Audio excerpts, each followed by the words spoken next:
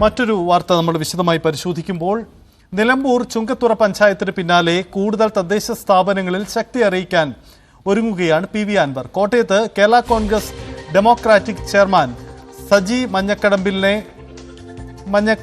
അൻവറിന്റെ പാർട്ടിയിൽ ചേർന്നു. കർഷകരുടെ വിഷയങ്ങൾ, വന്യജീവികളുടെ വിഷയങ്ങൾ അത് സജീവമാക്കി മുന്നോട്ട് കൊണ്ടുവരിക എന്ന ഉദ്ദേശത്തോടു കൂടിയാണ് സജി മഞ്ഞക്കടമ്പിലും അതുപോലെ തന്നെ അദ്ദേഹത്തോടൊപ്പം നിൽക്കുന്ന സംസ്ഥാനത്തെ 14 ജില്ലാ പ്രസിഡന്റുമാരും സംസ്ഥാന ഭാരവാഹികളും പ്രവർത്തകരും ഒരുമിച്ച് AITC-യിൽ തൃണമൂലിൽ ചേർന്ന് സംയുക്തമായി പ്രവർത്തിക്കാനുള്ള ഒരു തീരുമാനത്തിലെത്തുന്നു. സജി മഞ്ഞക്കടമ്പിലും അതുപോലെ തന്നെ അദ്ദേഹത്തോടൊപ്പം നിൽക്കുന്ന സംസ്ഥാനത്തെ 14 ജില്ലാ പ്രസിഡന്റുമാരും സംസ്ഥാന ഭാരവാഹികളും പ്രവർത്തകരും ഒരുമിച്ച് AITC-യിൽ തൃണമൂലിൽ ചേർന്ന് സംയുക്തമായി പ്രവർത്തിക്കാനുള്ള ഒരു തീരുമാനത്തിലെത്തുന്നു. സജി മഞ്ഞക്കടമ്പിന് പുറമെ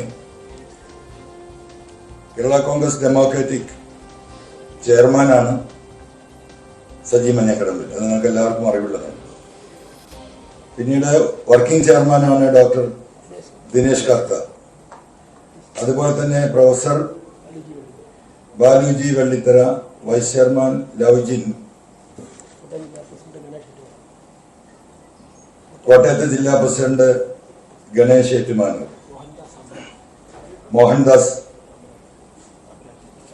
അമ്പലാത്തിൽ തുടങ്ങിയ നേതാക്കളാണ്. മറ്റു നേതാക്കളും നിങ്ങൾക്ക് കൂടെ അവിടെ ഇരിക്കുന്നുണ്ട്.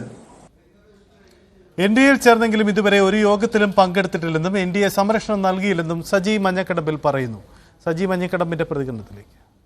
ഒരു വർഷമായി കേരള കോൺഗ്രസ് ഡെമോക്രാറ്റിക് പാർട്ടി രൂപീകരിച്ച് NDA-യുടെ ഭാഗമായി പ്രവർത്തിച്ചു വരികയായിരുന്നു. മുന്നണിയിൽ എടുത്തു എന്നവർ പറഞ്ഞു. ഈ ഒരു വർഷമായി ഒരു NDA യോഗത്തിൽ പങ്കെടുക്കാൻ സാധിച്ചില്ല. എടുത്തു, പക്ഷേ പിന്നെ എന്ത് സംഭവിച്ചു എന്ന് എനിക്കറിയില്ല. റബ്ബർ മേഖലയിലെ പ്രതിസന്ധി പരിഹരിക്കാൻ, അവിടെ പോലെ വന്യജീവി ആക്രമണത്തിൽ നിന്നും കേരളത്തിലെ കൃഷിക്കാരെ മോചിപ്പിക്കുവാൻ.